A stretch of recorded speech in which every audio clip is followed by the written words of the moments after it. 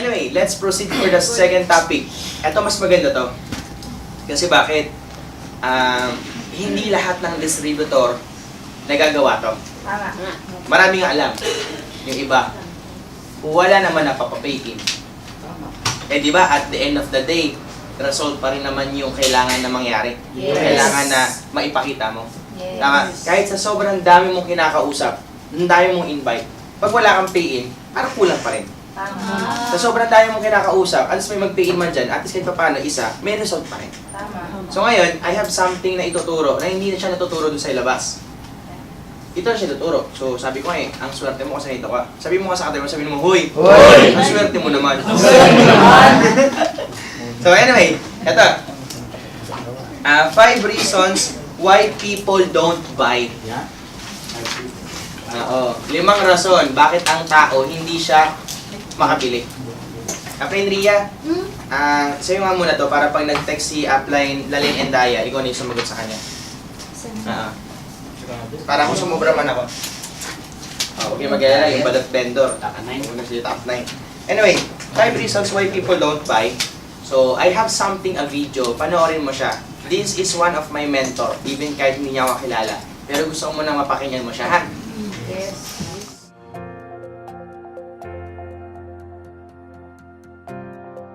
Have you ever had this experience? You try your very best to sell your products and services. You explain the whole thing. It makes perfect sense to the prospect, but yet at the end, they don't buy. And you wonder what's going on. Why the hell they don't buy? Today we're going to talk about the 5 reasons why people don't buy. The first reason why people don't buy from you is no need or low need. So, in spite of how great your product is or service is, but the prospect, they might not need it or they might not need it right now. So what do? Imagine this. You go into the mall and you know how you're walking to the mall, walking to your store, the store that you want to go to. In the middle, maybe between the booth, someone stops you. Hey, try this thing, free sampler, try this cream on. They are interrupting you. You have no need to buy that and you find it annoying. Well, there you go. There is no need. You cannot convince someone if they don't think that they need your product or they want your product and services. There's nothing you can do. With these type of prospects, it's better to cut your losses and save your time. You qualify them and then you disqualify them very quickly and then you move on. So that's reason number 1, no need. Reason number 2, no urgency. You see, delay kills the sale. When they say to you that, oh yeah, you know what, I'll think about it, I'll get back to you, send me more information, all of that stuff is lack of urgency. They don't see that why they need to buy right now. You haven't given them a reason why they need to do it right now. You see, tomorrow never comes. What you don't close today, you will not close tomorrow. Although they'll be very nice to you and they'll be very polite and say, yeah, you know what, follow up with me 3 months from now, I'll get back to you. Though you hear from me. And guess what happens? Comment below. What happens when they say that? You never hear from them again. Delay kills a sale. So what could you do? You need to demonstrate. You need to show them that, hey, why they need to do this right now. Maybe it is an exclusive offer. Maybe it's limited quantity. We only have so many of these. If you don't buy it right now, when we run out, you will not be able to get them anymore. Or it could be limited time that, hey, this is only available within this period of time. Or this offer is only available within this period of time. You have to give people a little bit of push. Otherwise, they don't act. Reason number 3 why people don't buy is no desire. You see, people don't buy what they need, they buy what they want. They want that car, they want that house, they want that new suit, they want that bag, just like my wife Jenny, they want that new pair of shoes, they want that vacation. They don't necessarily need it. You think about a lot of things in your life we don't actually need. You don't need that new computer. You don't need that new table. You don't need that new video game. You want it, the desire. How do you create that desire? How do you create that insatiable desire that people want to buy what you have to offer? Usually, you do that with an offer, an irresistible offer. How can you make it so compelling? How can you make what you sell so interesting and compelling and irresistible to your prospects? that is a no-brainer and say, hey, you know what? I want this. And you can create that desire, or you can tap into the existing desires they already have, that's already within them. You see, human beings, we only have so many desires. It's not as complex as you think. In the future, I might make a video on that. If you're interested, comment below and I'll make a video for you. So for now, reason number 3, no desire. No desire, no sell. Reason number 4, why people don't buy? No money. This is probably the most common one. No money, or they don't have a budget, or they don't have the money right now available to buy what you want to offer to them. Now, this may or may not be the case. If you're actually selling to people who's got no money, my question to you is, why the hell are you selling to people who cannot, in the first place, afford what you offer? But let's say they do have the money, or they could find the money somehow.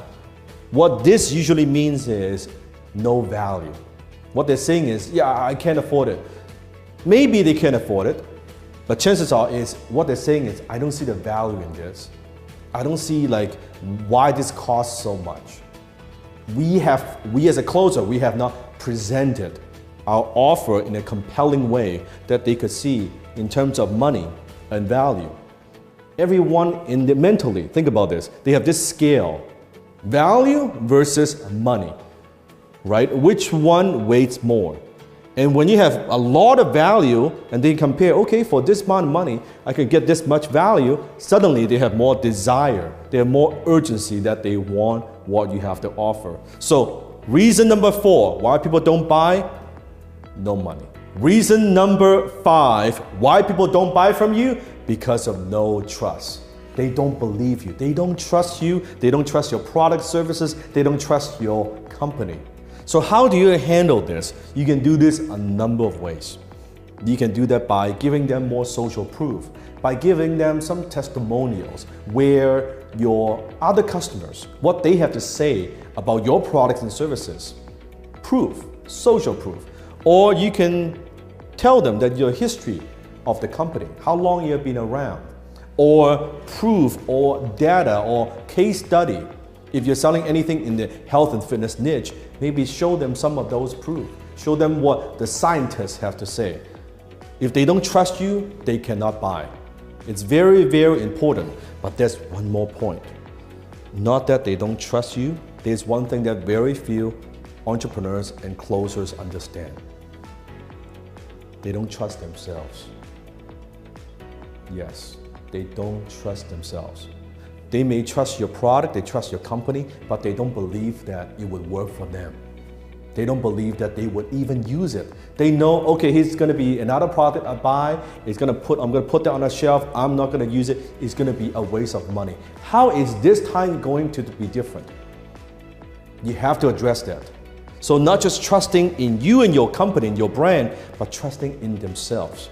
And most people, believe it or not, they do not trust themselves because their track record is not good. So let's say you're selling a weight loss solution. Oh, here's another one. They know I've been on 10 different diets. I've tried 20 other weight loss solutions. Oh my God, this time it is gonna fail. How do I know it's gonna work?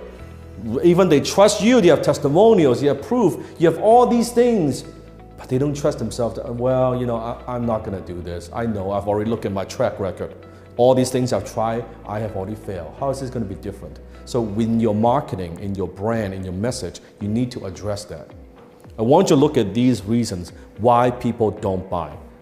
No need, no sell. No urgency, no sell. No desire, no sell. No money, no sell. And no trust, and no sell. I want you to look at the way that you close, the way you're doing your marketing. How can you create trust in the marketplace? How can you make sure that you communicate and articulate your value so people can see that, you know what, it is totally worth to buy what you have to offer? How can you communicate? How can you create the irresistible offer so people desire what you're selling? How can you create that sense of urgency so they buy right now, not tomorrow? And how can you solve the problems that they have? How can you give us solutions that they need? That's how you handle these objections. So, 5 reasons why people don't buy. Think about that.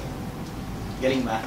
Yes. Mapansin mo, kung bakit man hindi nagpipain yung mga tao kasi kulang sa, yun, pag-mindset ng ganun. Yan. 5 reasons why people don't buy. No need. Parang ganito. Kasi, hanggat hindi mo sa kanya, meron kasi tinatawag kasi na mindsetting. Mindset. Sabi mo nga mindset. Mindset. Ito totoo. Pag hindi ka marunong mag-mindset ng tao, hindi ka makakapapili. Ang mundo ng networking more on mindset. Especially, pag mahina kasi ang mindset mo, hindi ka makapag-close ng deal. Kailangan matutunan mag-mindset. Paano mo matututunan yung pag-mindset? Panoorin mo yung upline mo, paano kumakausap. Pwede mo siyang i-record mo. Makapansin mo pag nag-A, yung mga uplines, may mga nasa likod, nakaganan yung tenga. Ibig sabihin, kinokopy nila paano magbagsak yung upline. Kung pwede mo nga i-record may mga voice recorder kayo sa cellphone natin, pwede mo copyhin yan. Yung word na pag-mindset ng tao. So, paano mo siya ma-mindset? Ito, realization. No need. Sa madaling salita, kailangan mo ipa-experience sa kanya or ipa-realize sa kanya na kailangan mo to. Diba lagi mo naririnig sa akin yung tinatawag na alam mo ba sa totoo lang, wala akong makilalang tao na hindi kailangan ng pera. Diba? Diba example ko yun? Yes. Diba nag-aral ka dati para makagraduate? Bakit ka graduate? Para makakuha ng trabaho. Bakit ka nagtrabaho? Para kumita na? Pera. Bakit ka nag-abroad? Para kumita na? Pera. Bakit ka nag-artist? Para kumita ng pera. Bakit ka nag-negosyo? Para kumita ng pera. Bakit tumatakbo sa politika? Para kumita ng pera. Bakit tayo nag-uunong? Para kumita ng pera. Yun yung way ko para maparealize sa kanya, kailangan mo to. Wala akong kakilalang tao ayaw kumita ng pera. Tama, mali. Tama. Sa madaling salita, kumbaga pinaparealize ko sa kanya na itong ginagawa natin, kailangan niya to. Kailangan marunong ka. Second, no urgency. It means napansin mo, urgency, yung positioning. Gaano kaganda yung makasali ka mas maaga. Di ba ikaw to? Pag nakasali ka kaagad, ikaw to. Sa lahat ng mga pasay ng upline mo, sila mo ilalagay. Ang tawag din, urgency. Kailangan hindi nawawala sa pag-aim mo. Kasi bakit? Para masakop, para makakuha mo siya. Urgency ang tawag doon. Hindi bukas, hindi next month. Di ba napansin mo, sinabi ko minsan, ang 7998 is still 798. Pagsasali ka bukas, 798 pa rin. Pagkasali ka next week, 798 pa rin. Pagkasali ka next month, 798 pa rin.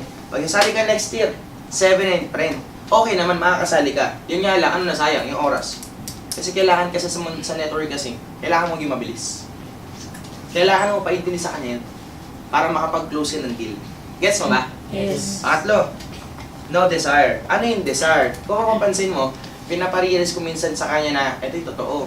Kasi ako sa totoo lang, bakit ko gustong yumaman? Kasi gusto ko makatulong sa maraming tao. Di ba gusto mo rin naman yung kumbaga yung gusto ko, ako yung point ko, pinaparealize ko sa kanya, gusto ko na magkaroon ng 1,000 doors, paupahan, restaurants, may pera ako sa bangko na ganito halaga, may bahay ako sa ganitong bansa, sa ganito, sa ganito, sa ganito, ang ginagamit ko pang-travel, private jet, mga ganong bagay, kasi nag-create ako ng desire. Na yung bagay na gustuhin niya rin. Kasi, pinaparealize ko sa kanya yung desire ko. Gets mo ba? Yes. Kailangan meron kang ganun din. Mamaya, mapapakita ko yan mamaya. No money. Common. Pero ito yung totoo. Hindi totoo na problema ang pera. Kailangan mo lang iparealize sa kanya yung value na ibabalik sa kanya. Bakit ang tao hindi bumibili? Kasi nakatutok siya sa pera. Kaya napinsan mo minsan, may iya ko na sinasabi ko, may advice ako na sinasabi na, alam mo, huwag mo tingnan ng pera. Kasi imagine mo to pag ang tingin mo sa uno is gastos, unang-una, hindi ka makadiskarte. Kasi 8,000 mo, kaya mo bilhin damit. Di ba? Pantalon, sapatos. Yun nga lang, maluluma lang yan. Wala namang ibabalik na pera. Second, 8,000 mo, bibili ka ng pagkain. Oo, mabubusog ka. Pero kinabukasan, gutom ka na naman ulit. Tama, mali. Pangatlo, yung pera mo, 8,000, bumili kang gadget. Sabi natin, nakakuha ka ng cellphone. After nun, ano na, di ba luludan mo pa? Pang-apat, 8,000 mo, ilagay mo siya sa may bangko. Eh after 1 year, magkagano'n naman tubo, babawasan pa sa tax.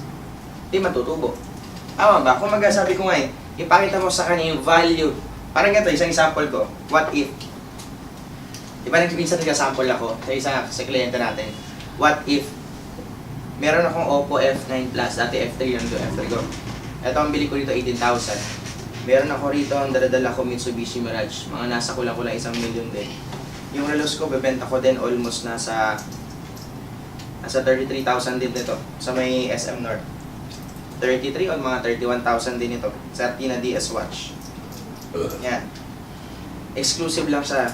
Ibibenta ko lang sa'yo. Ang halaga lang niya, worth of 8,000. Pero hanggang alas 6, bukas sa madaling araw.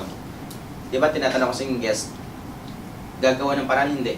Siyempre gagawan. Kasi bakit? Nakikita niya kasi yung value ng ibabalik sa kanya, hindi yung pera yung ilalabas niya. Gets mo ba? Yes. Kailangan matutunan mo siya. Kailangan maparealize mo doon sa may tao na yung perang ilalabas niya, napakaliit na halaga compare sa ibabalik sa kanya. Panglima, no trust. At ito yung totoo. Kailangan mo makapag-build ng trust. Paano ako nakapag-build ng trust? Just simply show the pictures ng mga direct ko. Ng mga direct ko na may resulta. Di ba napapansin mo? Isa sa mga tao na pasali ko, pangalan niya JR Salvador. Dati ko siyang classmate ng high school. So background niya dati siya accountant sa Frank Abenson. Pero as of now, nung naniwala siya sa akin sa uno, naman na paraan. Ito na siya ngayon. May kotse. Ito na yung grupo niya. Trust yun. Isa pa, ito si Valerie. Ito na meron sa kanya ngayon. Direct ko din siya. Kung nagawa ko sa kanya, pwede ko ituro sa'yo. Isa pa, ito si Atlane Ria. Ito, wife ko naman siya. So ito naman kinikita niya. Ito yung kotse, ito yung grupo niya. Ito siya kayo. Apin Renario. Ito yung mismo isa sa mga leader ko. Ito yung coach niya ngayon. Sa madaling salita, nagbibuild ka ng trust. Paano mo build yung trust ng tao? Kailangan mong ipakita yung mga achievement mo, kahit mga malit-malit lang.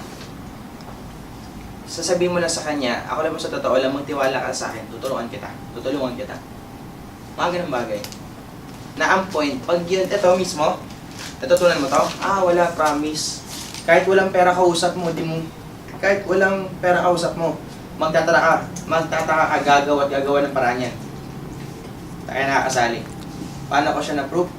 Yun yung mga nakaraan na ini-invite, yung mga invite ni Upline, Breaks, yung isa doon, yung may tindahan ata, yun din yung pinarealize ko sa kanya. Ito mo, nag-pay in. What do I mean? Kasi bakit? Kailangan mo lang sa kanya maparealize yun. Gets ba? Yes. What if kung may pera pa? Mas lalo na.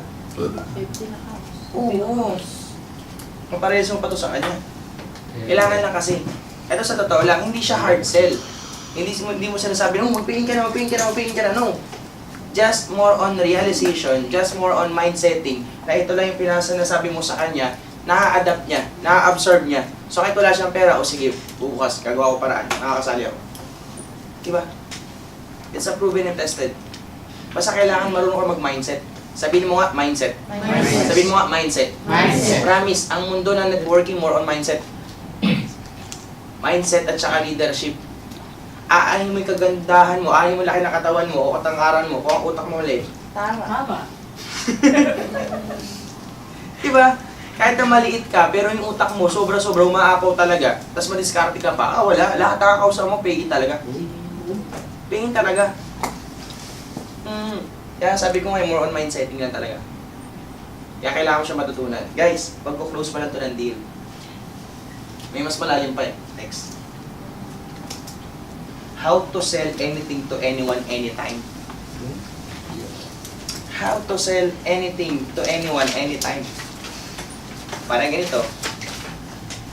Paano mo benta yung ticket ng sales rally sa downlines mo? Paano mo benta yung, sabihin natin, yung training na may bayad sa mga downlines mo para mapabili sila? Paano mo mabibenta yung condominium na inaalok ng iba? Paano mo mabenta yung insurance na inaalok ng iba? Sa madaling salita, lahat yan may technique. I have something video, mapakita ko sa inyo. Guys, listen, makinig kayo ha. This is not more on skills. This is more on mindsetting. Especially kailangan talaga nakikita rin talaga sa'yo. Go ahead. Sell me this pen. Today I'm going to teach you how to sell anything to anyone, anytime. Now, when it comes to selling, when it comes to closing, there's so many techniques and so many ways. Today, I'm going to share with you 3 powerful secrets that you can use to sell anything to anyone. The very first secret is this. How do you turn something that's a commodity? How do you sell a product? How do you sell a service in such a noisy marketplace? Number 1, Understand this. People don't buy because of logic. People buy because of emotion and they justify it with logic. People buy based on emotions and they justify with logic. I want you to think of something that you want to buy in your life. It could be a car, it could be a house, it could be anything. Just want you to picture that. Once you have that in your mind, I want you to ask yourself this question. Why do you want to buy it? Why do you want to buy that particular item? Why do you want to own that item? Why is that? Maybe it's a new suit, it looks good on you. Maybe it's a new dress. Maybe it's a new car. Maybe it's a new house. Maybe it's that vacation. But why do you buy it? I want you to dig a little bit deeper. If you peel through the layers, I think you'll realize you're buying emotions. Maybe you buy the item because of greed. You want to make money or you want to save money. Or maybe it's because of generosity, that by buying this item is going to help other people. Have you noticed sometimes even there are companies out there, if you buy this particular product, they're going to donate a certain amount to charities? Maybe you buy because of generosity. Maybe because of shame, that if I don't buy this, I'll look foolish. If I don't own this, I'll look foolish. Or maybe it's fear, that if I don't buy this, I'm going to be missing out. I don't want to miss out. Maybe it's an escape. That you go on the vacation, your 9-to-5 job is driving you fucking crazy, and you say, oh man, I need some time off. Maybe doing it, buying it because of escape.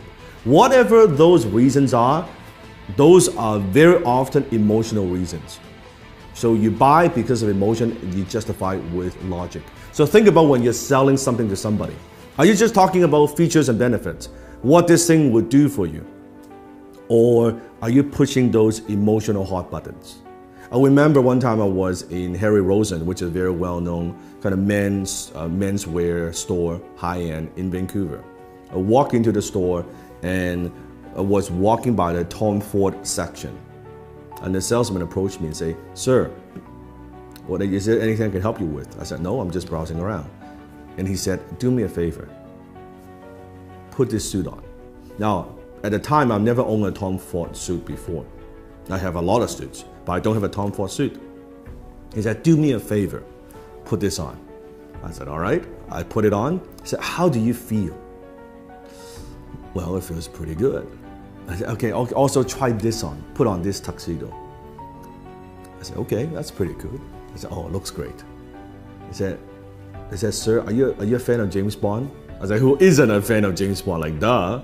He said, you see this suit right here, this tuxedo, is the exact suit, exact same design as James Bond wears in Casino Royale. You know the scene when he was gambling? I said, fuck, it looks good, right? And before you know it, I bought the damn fucking tuxedo, right? And it's a lot of money, it costs a lot of money. And if you think about that, what am I buying? I'm buying emotions. What I'm buying is this. I'm buying when I wear this tuxedo, I feel good. As a James Bond fan, I feel like James Bond. Even logically, I know this, of course, is not James Bond. I'm not James Bond. But emotionally, it takes me there. This is cool that I own, I wear the same tuxedo, the same fit, right? The same everything. And then he upsold me on the damn, like the shirt and the cufflink, the whole 9 yards, right? That's what I'm talking about.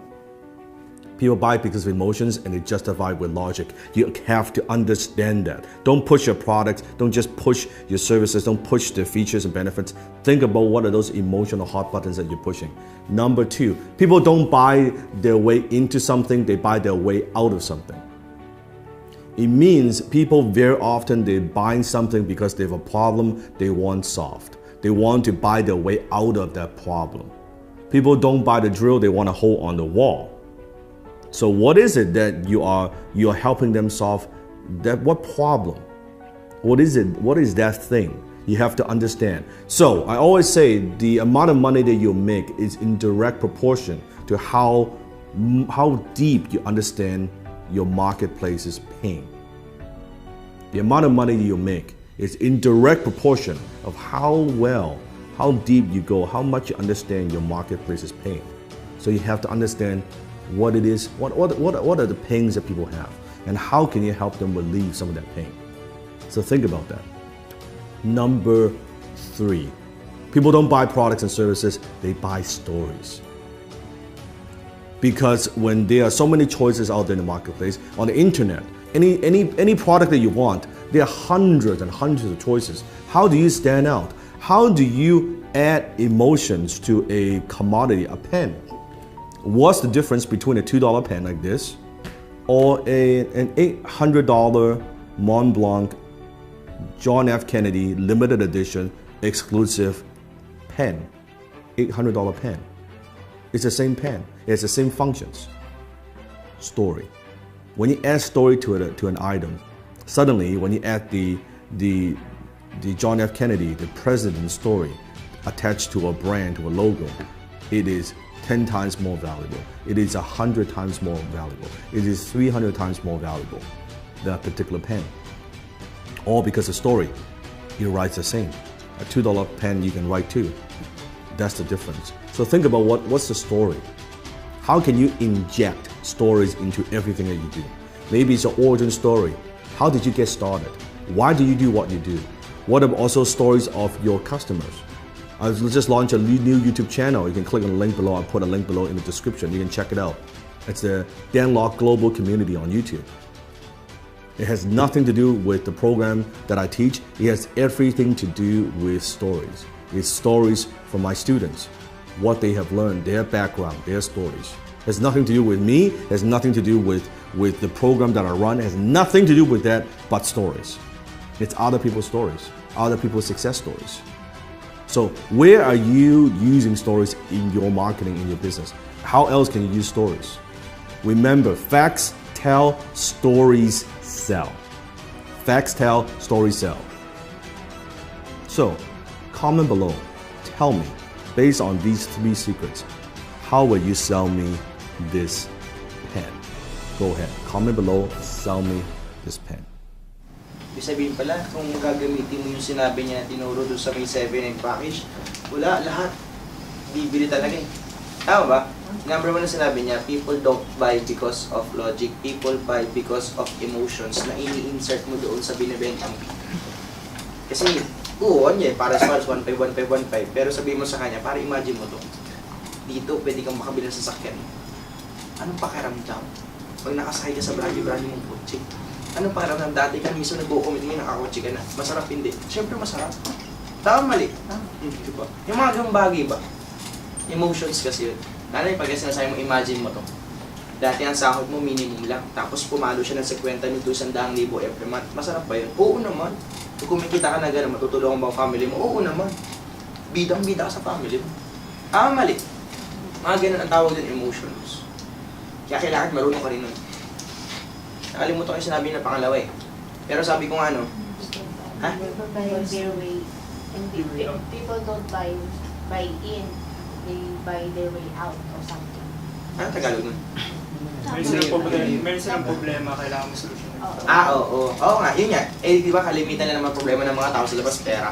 Kaya bigyan mo silang solusyon na ito yung pwedeng makatulong sa family nila o yung problema nila para at siya paano, maresolbahan natin natin. Kailangan, hindi maramdaman ng kliyente mo na binibentahan mo siya. Ang kailangan maramdaman ng kliyente mo, ito yung solusyon sa matagal mo ng problema. Sabi mo sa kanya, ipaparelease mo na alam mo, mas sa totoo lang, kahit hindi ka pa naman nag-uuno, matagal mo na problema, pera. Kahapon, ano problema mo, di ba, pera? Next week, ano problema mo, di ba? Last week, ano problema mo, di ba, pera? Last month, ano problema mo, di ba, pera? Last year, ano problema mo, pera? O bukas, ano problema mo, di ba, pera pa rin?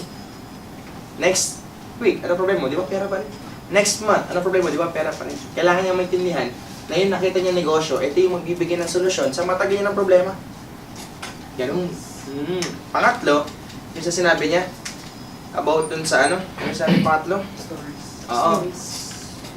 Kumaga sa madaling salita, ano pagkakaiba na isang $2 pen dito sa $800 pen? $800 pen, i-times mo ng 53 pesos, 42,000 plus. Ball pen lang. Pero mo, second. Imagine mo to, ito yung $2 pen. Ito yung $800 pen. Imagine mo to Ano pagkakaiba nila? Wala namang pagkakaiba. I mean, para sila nakakasulat. Tama mali. Pero yung stories na nakalagay dito, bakit siya naging 800, yun yung mahalaga. Parang ganito. Imagine mo to. Ang suot ko, Jordan.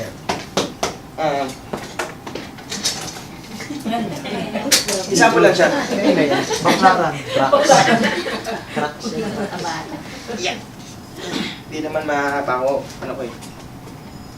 Parehas to sapatos. Parehas siya nagagamit. Hindi ka mabububog pag suot-suot mo to. Tama mali? Tama. Ano pagkakaiba ng sapatos na to sa sapatos na to? Imagine mo, stories. Sino ba gumawa nito?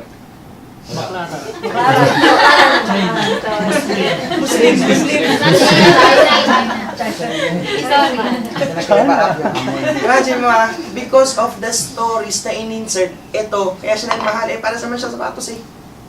Ito, ewan lang, magkano ba ito? Renta. Okay na ba ito? Guys, listen. Tamo, 100 to. Listen. Ito, bili ko rito, 13,000. Parehas silang sapatos. Pero anong pinagkaiba? Because of the stories. Sino ba nagsusuot nito? Si Jordan.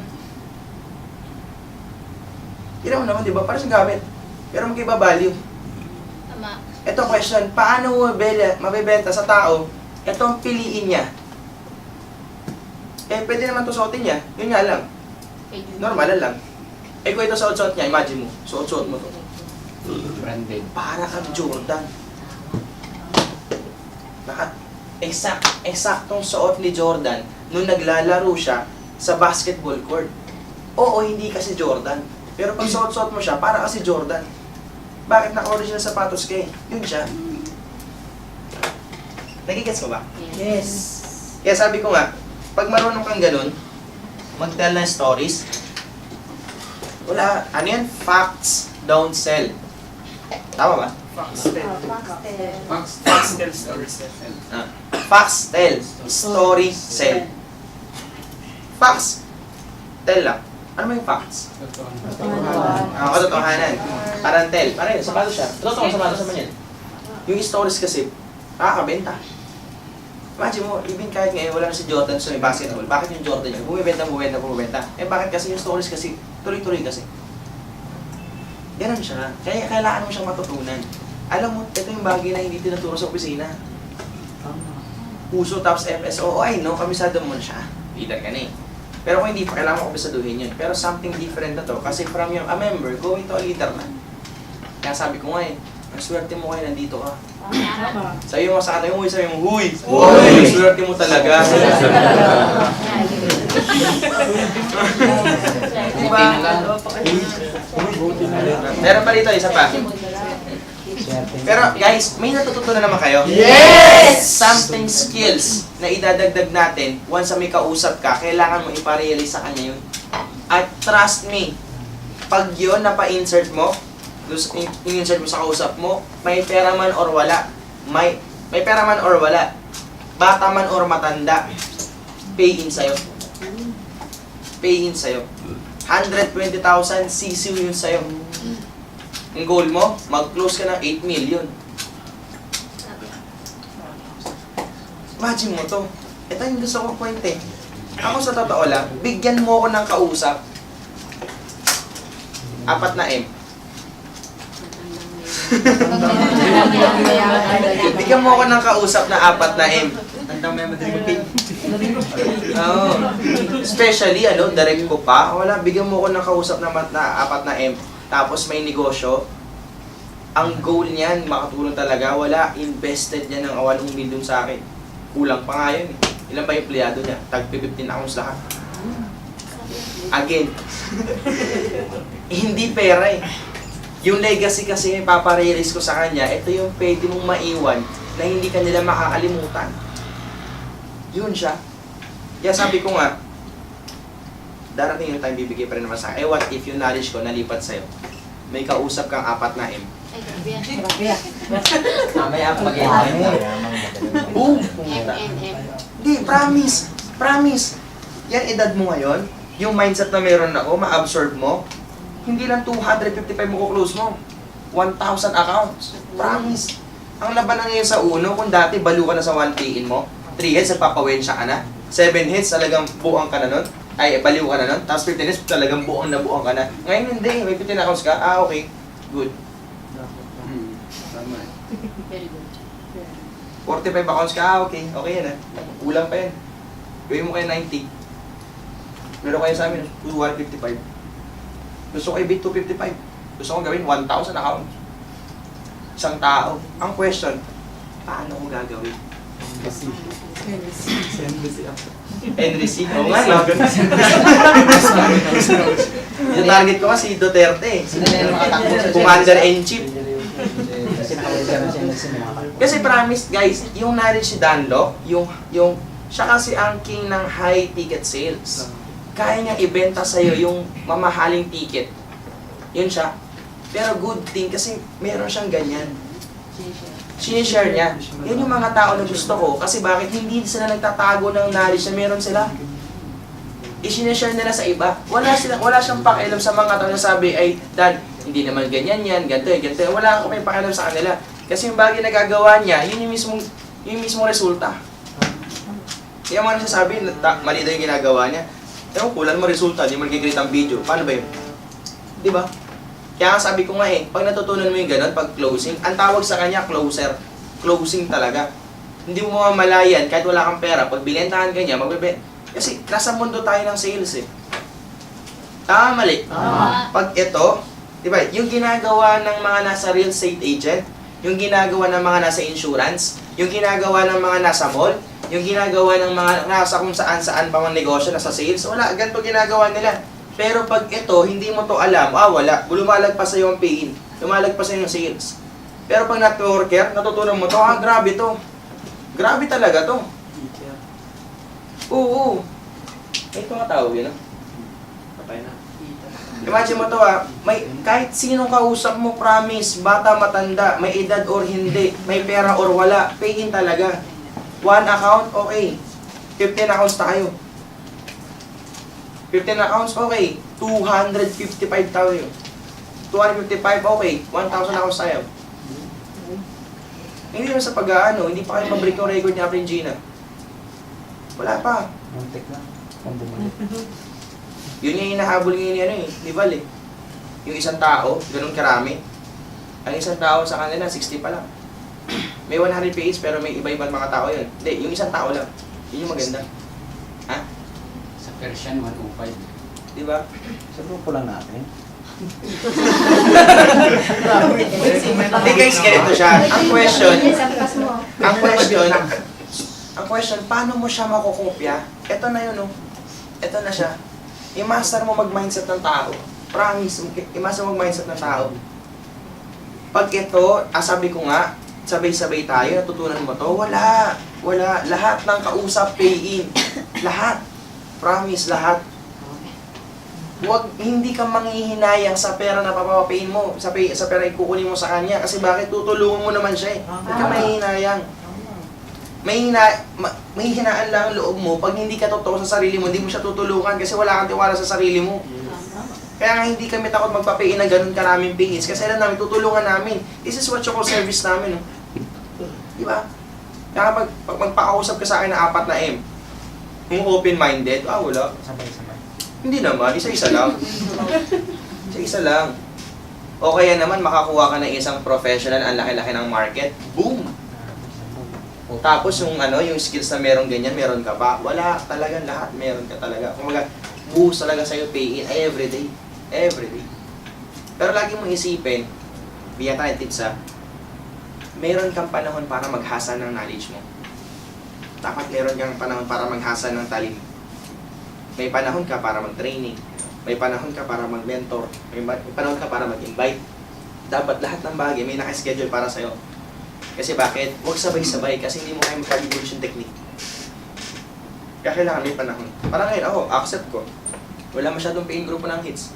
Nag-process sa Lapin Venture kanina. Pero buti na may pay-in Pero sabi ko, okay lang kahit walang pay-in yan. Example lang, walang pay-in yan. Okay lang. Bakit? Paglabas nyo ng pinto, lahat kayo magpapa-pay-in kayo. 15 accounts lahat. Alam mo kung ano gagawin. Bakit? Nagsanay tayo. Again, normal ang income. Pero but because the activity, the project, and then the learnings na mismo pinapasa ko sa'yo, kailangan mo siyang matutunan para pag humarap ka sa maraming tao, isa kang leon, lahat. Kakainin mo lahat.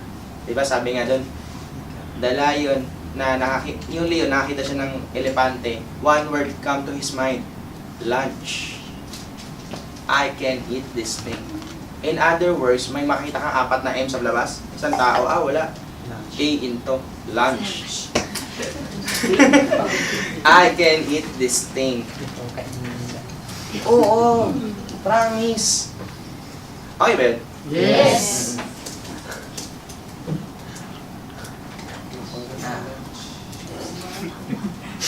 May naktura naman kayo? Yes. Invite ka. Okay. Tell me. Isa pa.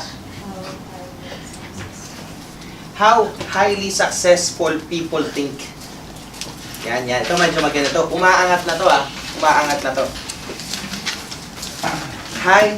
How high people successful think. Paano mag-isip ang mga tao ng mga mayayaman? Paano sila mag-isip? Alam mo, nakakatuwa. Kasi lahat kayo nag-aaral. And that's what I appreciate. Kasi bakit binavalue mo yung training na ganito? Ano na? Success. Successful. Kasi, alam mo sa totoo lang, wala kayang ganito sa amin dati. Wala. Promise, wala.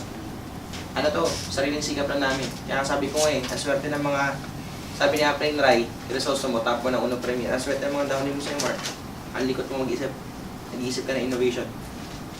Ang swerte na sa'yo. Pero, sa pag-amit mo. Anyway, next. Ito na, video to Just listen. Have you wonder how to become successful? Have you wonder how successful people think? Over my career, I've had the privilege of interviewing probably hundreds and hundreds of highly successful people. And today, I'm going to share with you exactly how we think.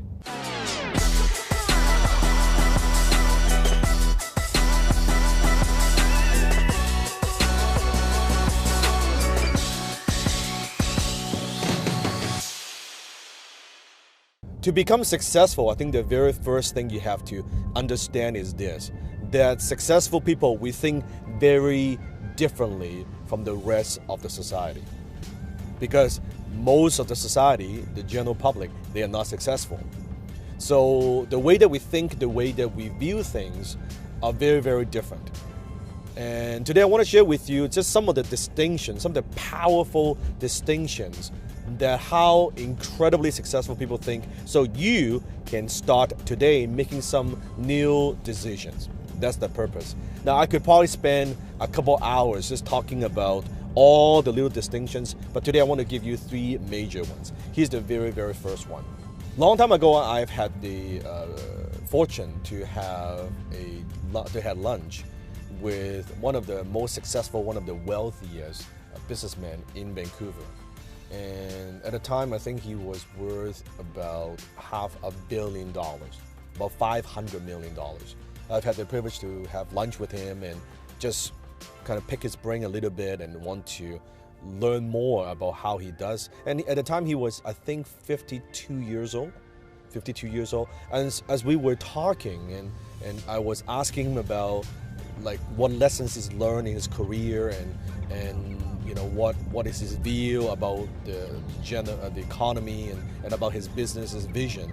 And you got to understand this person, this businessman is worth $500 million at 52 years old. He's done a lot of different things.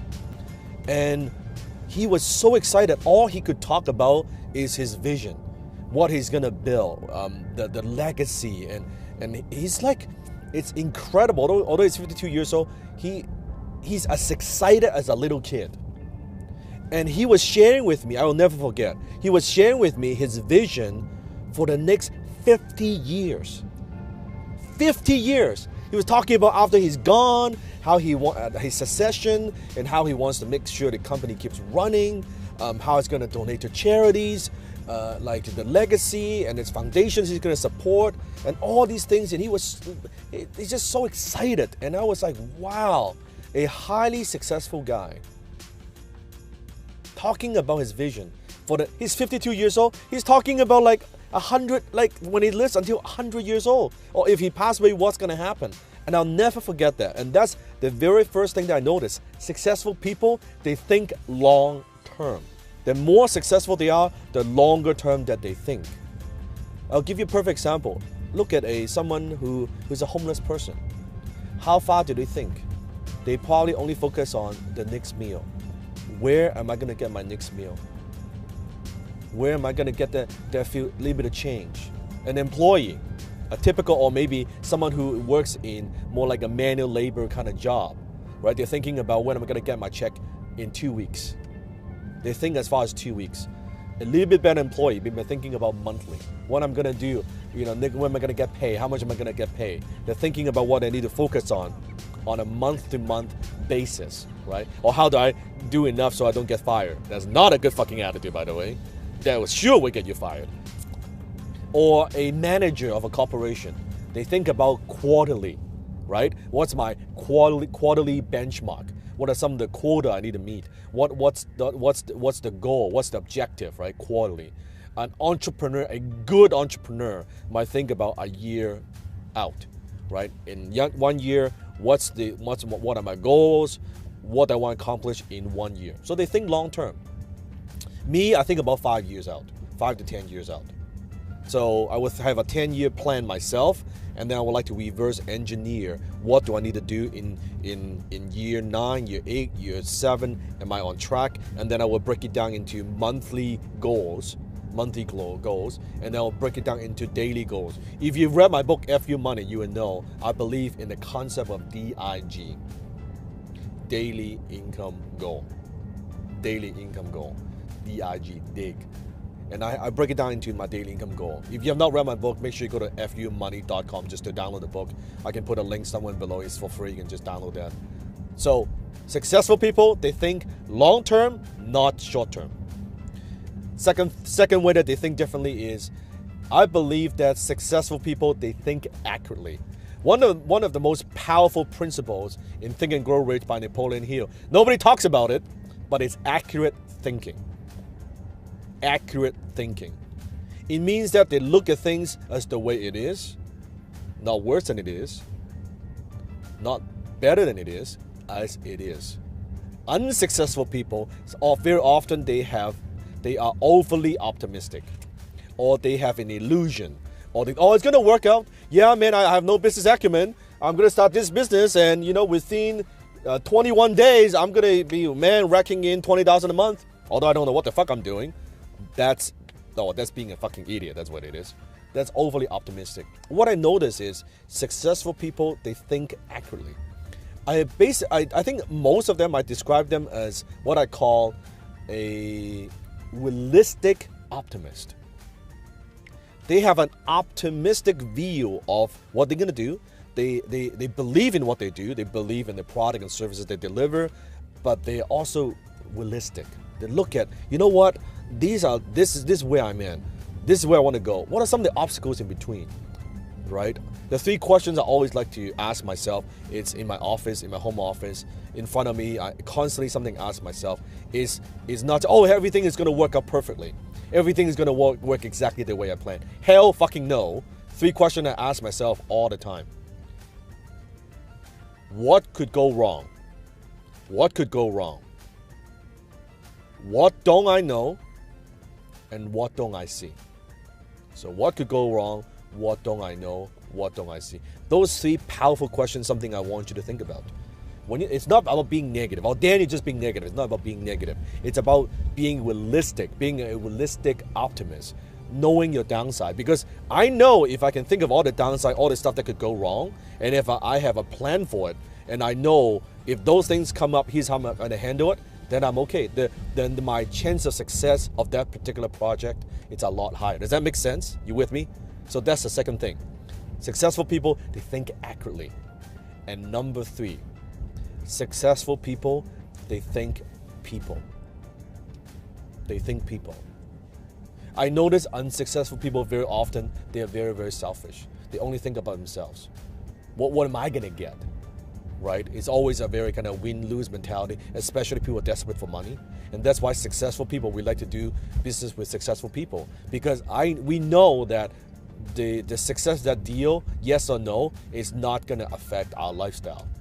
So we don't have that needy energy. You know what I'm talking about? When you deal with people who are needy, they have that desperate, needy energy. And you know what? Needy is fucking creepy.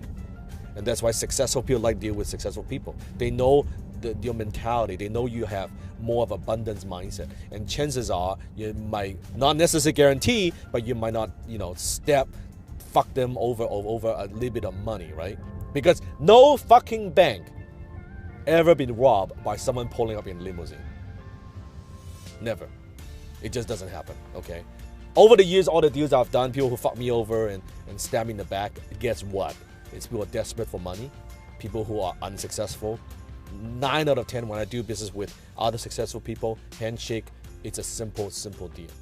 So, successful people, they think about people. They think about their customers. They think about their employees. They think about their vendors. They think about how can I deliver more value to the marketplace. That's the reason why they're successful in the first fucking place, if you think about it.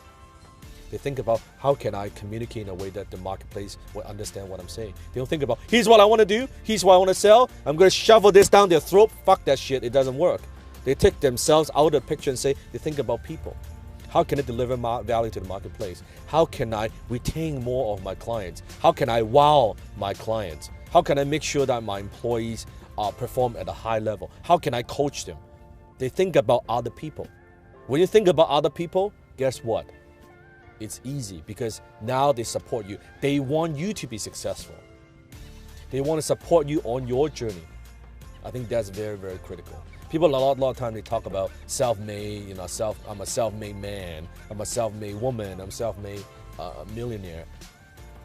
I don't believe there's such a thing as a self-made millionaire. Every single millionaire that I know, they're all team-made millionaire. They're all team-made. Without their team, they're nothing. Without my team, I'm nothing. I can do what I do because I have a strong team. It's about leadership. So those are the 3 ways I think successful people think differently from unsuccessful people. Now, if you want me to make more videos on this particular topic, there are probably another 20, 30 distinctions, I would say, on top of my head. Maybe next time in Boston Branding Series, I could do that. Comment below and let me know so that I could make more videos. And maybe share with me your observation. I want to train you to think. Your observation of just, then I think also successful people think this way, or unsuccessful people, they think that way. Is that correct? Comment below. I want to hear your thoughts. Maybe that will ignite something within me. That will give me an idea, some kind of insight that, hey, I'll make other future videos on it. Make sure you hit the subscribe button below. Maybe you're already a subscriber. If that's the case, thank you for your support. As you can see, we're growing so fast. Very soon we hit 1 million subscribers. So I appreciate your support. Give me a thumbs up. Share this video with other people as well. If you have not watched other Boston Branding videos, Barley. Pero guys, yung totoo, naiintindihan yung sinasabi? Yes! Actually, hindi lang naman makakaintindi doon, makakasabay doon, yung mga medyo mahina lang sa may English. Slow po ako. Pero totoo, kasi ako dati slow lang din naman ako. Pero dahil kasi lagi ko sila napapakinggan, pagka meron silang sinabi sa akin na word at hindi ko naintindihan, punta ako Google. Example, si Dandapani, nagsabi siya ng vast area. Sabi ko, ano yung vast? So, search ako sa may Google. Yung vast para ibig sabihin, malawak. Ganun ako. So, hindi ko namamalayan sa bawat mga sinasabi nila at lagi kong naririnig. So, pagka nasasalita sa parang normal na ng Tagalog. Kaya minsan, napapa-English na rin ako pagka natutok ako. Kasi bakit? Lagi ko siya napapakinggan. Kailangan mo kasi siyang masanay. Kasi trust me, hanggat hindi ka nag-innovate, stagnant ka. Kaya kailangan mo siya mag-grow. Kailangan mo mag-grow. Kailangan hindi ka mapagod mag-aral. Promise, hindi ka mag-aral kailangan hindi ka mapagod mag-aral. Lagi mo isipin, pag napapagod ka na, poor people think that they know it all. Rich people continuously learning. Pag napapagod ako mag-aral, inisip ko na palagi, wala, sabi ko, kailangan ko mag-aral, mahirap ako eh. Tama ba? Tsaka, yung bagay na sinasabi ko, yung mga bagay na naaral ko kasi, ituturo ko naman din sa team ko eh. Ito siya. Kaya sabi ko hi, successful people, they think long term. Di ba naisip mo na sabi niyan kanina? Yes. At ito yung totoo, hindi lahat mga tao nagsasabi ng ganyan. Pag may kaibigan ka, or may crossline ka, or may upline ka, or may downline ka, o meron kang kaibigan na tao na nag-share sa'yo ng vision, ibig sabihin long term siya mag-isip. Mapapansin mo yung kaibigan mo, mapapansin mo yung kaibigan mo na hindi siya long term mag-isip. Pag ang iniisip niya na hanggang bukas lang, hanggang Friday lang, o ang iniisip niya kakainin niya lang kinabukasan, ano pa masaya niya kinabukasan, hindi siya long term mag-isip. Mali. Kaya kailangan mo masanay na long term ka dapat. Kailangan, kung ang edad mo ngayon, 33 years old ka, kailangan ano ba yung pwede mangyari na nakikita mo after 50 years? After 60 years? Oo. Kasi iilan lang yung mga taong ganyan. Iilan lang talaga. Promise. Kaya pag kami ganun kakaibigan, i-cherish mo. Kasi bakit? Ma-absorb mo siya. Alas kayo paano yung vision niya, ma-absorb mo. Di ba? Tapos, successful people think accurately. Ano Tagalog ng accurately? Eksakto. Ibig sabihin, kung ano yung eksaktong gusto niya, yung eksakto na iisip niya, yung talagang gusto niya. Parang ito, ano gusto ko? HLT natin, Philippine Arena. Yun ang gusto ko. Eksakto. Kasi pag nangyari yun, hits pa lang yun, oh, gano'ng karami tayo? At pag nangyari yun, sino ba makikinabang? Ako lang ba o kasama kayo? Diba? Ganon siya. Kaya kailangan, pagka nag-iisip ka, kailangan accurate. At alam mo, pagka nag-isip ka, makakatulong para sa lahat ng mga tao na sasakupan mo. Huwag ka mag-isip na para sa sarili mo lang. Kasi pag nag-isip ka na para sa sarili mo lang, lagi mo tandaan yung quote na sinabi ni Father Bong, kung nandun ka man yun. Ang sabi niya, what you do to yourself will die together with you. What you do to others will live forever and ever. Pag namatay ka, hindi ka na makakalimutan kasi may legacy kang naiwan. Ganoon siya. Pag na-reincarnate ka, kahit hindi mo man alam, at siya paano, tao ka pa rin. Eh paano kung masama ka, di mo inisip yung mga kapwa mo. Pag na-reincarnate ka, ipis ka pala, inapakan ka agad. Di ba? Ginanon ka na, ginanong mo po. Na-reincarnate ka na naman, ipis ka na naman ulit. Oh, di ba? Tsaka sino magsasabi? Di ba? Hindi natin alam. Pero sabi nga natin eh, habang nandito ka sa mundo, gumawa ka ng maganda. Do something different na hindi ginagawa ng maraming tao. Lagi mo isipin, lagi ko ang sinasabi, no? Doon, lagi ko na iisip, sa panahon ni Hitler, sa abroad, sa Germany, mayroon doon isang tao na nakakita na madaling mamatay ang isang tao. Paano? Yun yung mga taong walang plano. Yun yung mga taong walang purpose. Kasi bakit ano ginagawa nila? Gumigising. Gising na maaga. Ano ginagawa? Gigising, papasok, uwi. Gigising, papasok, uwi. Gigising, papasok, uwi. Gigising, papasok, uwi. Nakakita ka ng ganyan? Yes. Nakakita ka ng ganyan? Yes. Tapos ang hinihintay, kinselas katapusan. Kinselas katapusan. Kinselas katapusan. Kinselas katapusan. Hindi nila namamalayan. Katapusan na nila. Tama. Sila yung mga tao na madaling mamatay. Ouch. Kasi ito yung totoo. Right. Wala kang purpose. Ano purpose mo? Payamanin mo yung boss mo? Hindi ka man nakakatulong sa society, sa family. Oo, naabutan mo yung family mo. Ito tanong, lahat ba sila? Natutulungan mo ba sila? Hindi. Pag gumawa ng aksyon ng kalikasan, lumindol, kasama ka, babaon sa lupa. Kakainin na Bubo ka sa lupa, iwan sarado ulit. Wala, kinain ka na.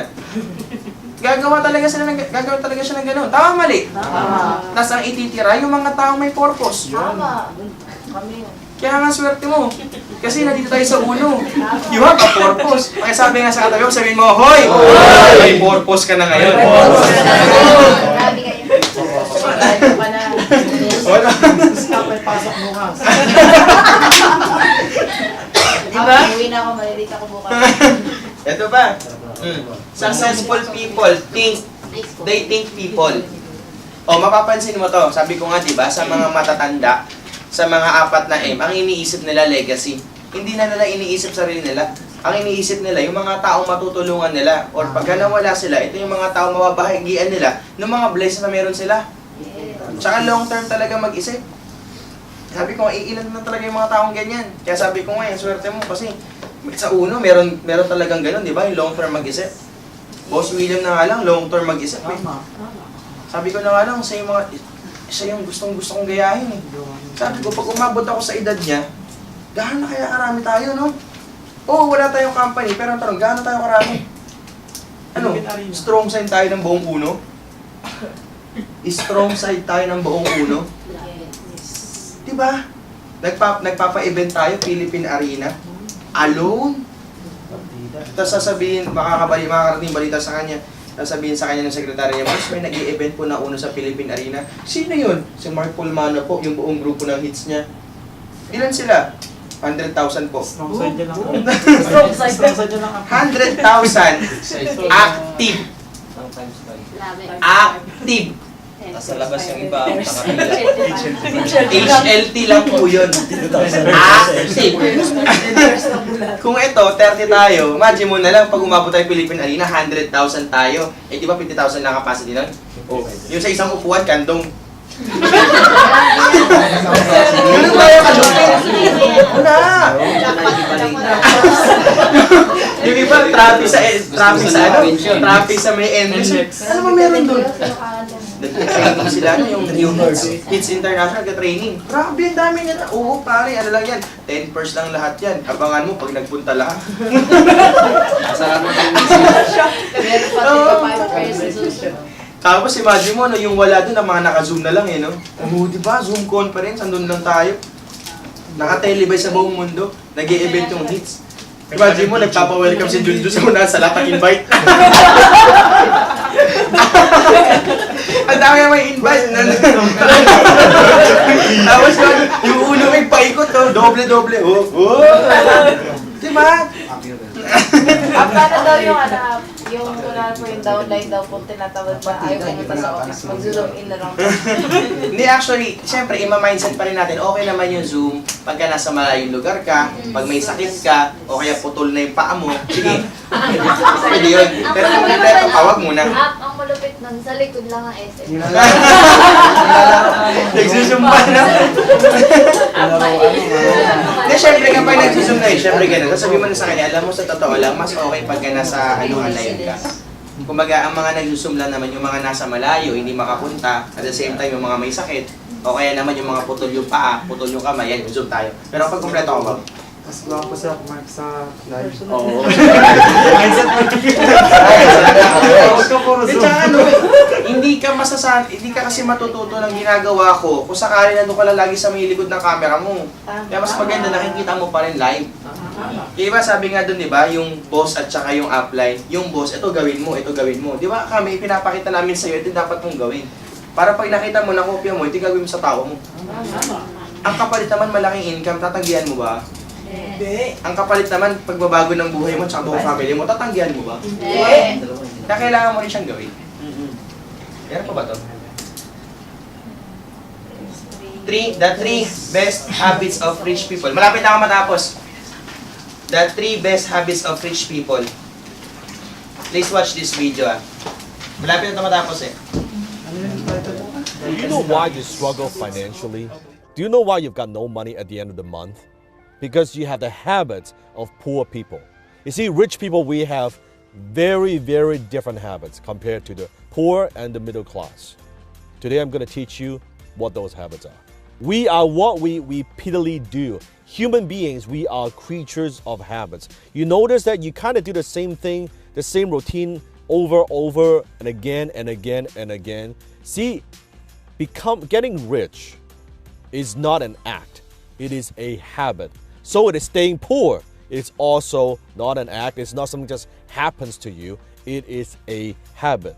So let me teach you the 3 best habits of rich people. The very first habit of rich people, and that is they count their money.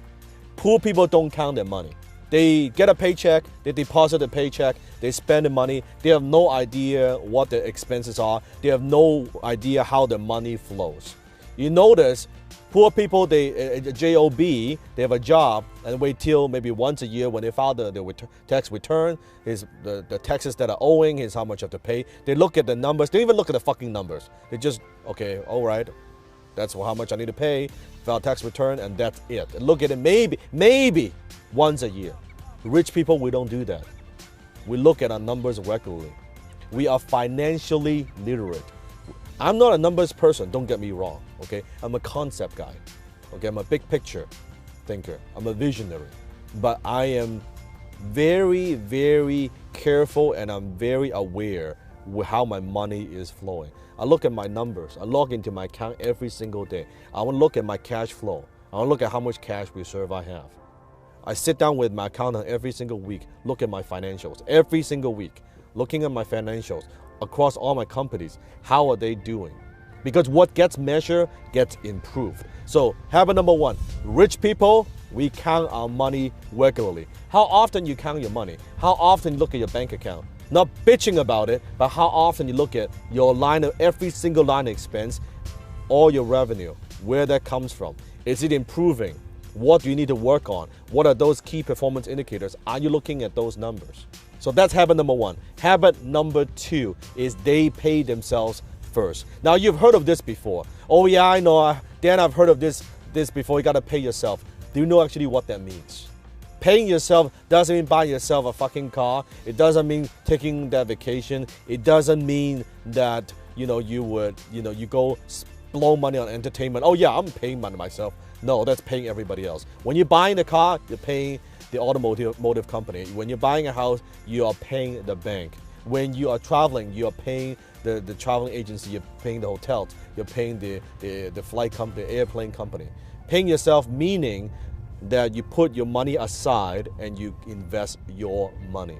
Now, I'm not talking about being frugal. If you know anything about me, you know my work. I'm not talking about being frugal and being cheap. I'm talking about taking a percentage of your income and putting that aside, pay yourself first, and save it, and then you invest it.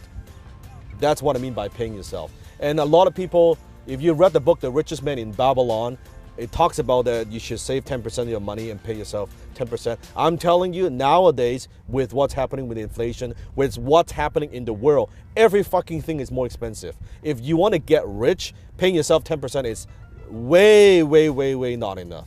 You should, at the very minimum, I don't care where you are, start off with 10%. I don't care if you're making $30,000 a year, you pay yourself 10% of that. 40, 50, 60,000, you pay yourself 10%. And as your income increases, I want you to also increase the ratio. So you should, at first 10%, then you should aim to save 15%, 20%, 30%, 40% to a point where you are making so much more money, and then now you're only spending a small percentage of what you earn. That's your goal. That's called paying yourself. So that's habit number two. Pay yourself first. Habit of rich people number three, and that is rich people are constantly improving their earning ability. Because you might be thinking, Dan, okay, I want to pay myself first, but I'm not making enough money. I'm only making a few thousand a month. I couldn't even afford to pay my bills. How am I going to pay myself first? First of all, you got to have the habit of paying yourself first. If you're not paying yourself first, even a tiny small percentage, when you're making 30, 40, 50, 60, $100,000 a year, I guarantee you when you're making $1 million, $2 million a year, you're not paying yourself. It is a habit that I'm talking about. And in order to do that, in order to be able to, every single year, to be able to pay yourself more and more and more and put into investments, you need to improve your earning ability. You need to find ways how you can add value to the marketplace, how to add more value to the marketplace. So every single year, your income is going up every year.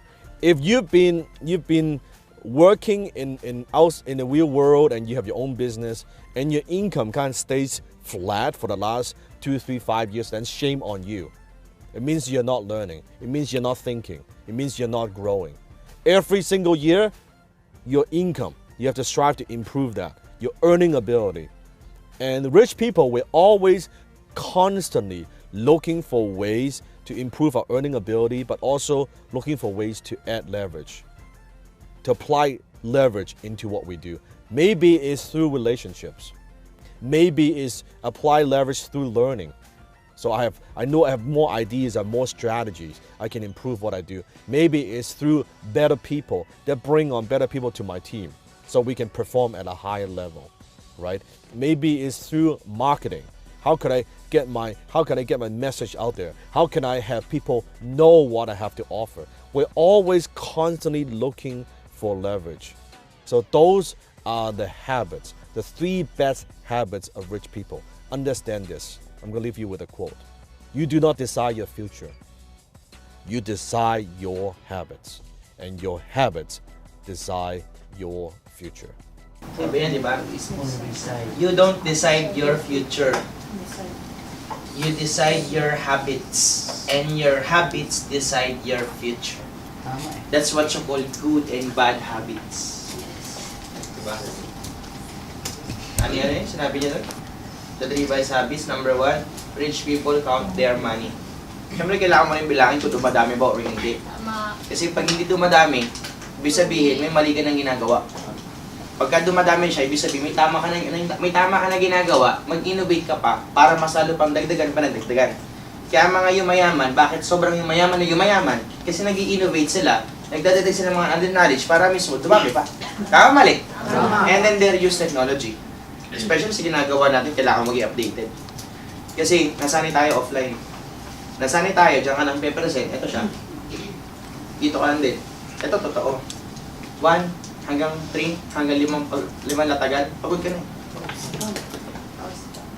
Try mo mag-zoom, try mo mag-FB, o try mo isang isang latagan mo, 200 ka agad, 1,000 agad. What if gumawa tayo ng video, ako yung nag-uusok, lahat yung naka-record, isasansan mo na lang, as minus okay, di ba? Ang dami mismo, ikaw pa pagod. Yun yung pagkakaiba ng work hard sa working smart. Imagine mo, madiskarte na nga tayo, ginamitan pa natin ng technology, paying talaga lahat ang kausap. Ginamit yung pa yung technique ng pagko-closing, wala, paying talaga, padala talaga sa'yo. Kaya huwag kang magtaka, later on, naisip ko, magpapapaisip kita ng 15 accounts. 15 accounts, 15 accounts, 15 accounts, lahat kayo 15 accounts. Bakit? Sistema na siya eh. Ang ginagawa mo na, share ka lang. Uy, panoorin mo to friend. Uy, maganda, invest ako sa'yo, 120,000. O sige go, deposit mo sa account ko. O di ba, ang dali? Baka may friend ka, papanood mo yung video. Diba? Gusto niyo ba yun? Yes! Tapos minsan pagka napatawag tayo ng training, sino yan? Hindi, bago namin 15 accounts to. Di ko na nakita mo in-invite. Hindi. Ano namin technology. Diba? Secret. Naka-zoom lang, di ba? Naka-zoom lang. Okay naman, sinenda mo na ng FB. Huwag kayo mag-alala, gagawa kami ng project na gano'n ni Apple Team. Tsaka hindi lang naman ako, kasama ko rin naman kayo, syempre. Kasi, syempre, pag, hindi ako palagi. Hindi ako makapag-leverage, ako lang palagi. Kaya gawa ka rin na sa'yo. Gawa ka rin na sa'yo. Madali sa'yo, video. Kumari, ako, natapos ako mag-uso. Gusto mo rin magkaroon ng video rin, ng uso rin, harap ka rin sa kanya. I-video ka rin niya. Na ikaw naman yun yung sasalita. Tama ba?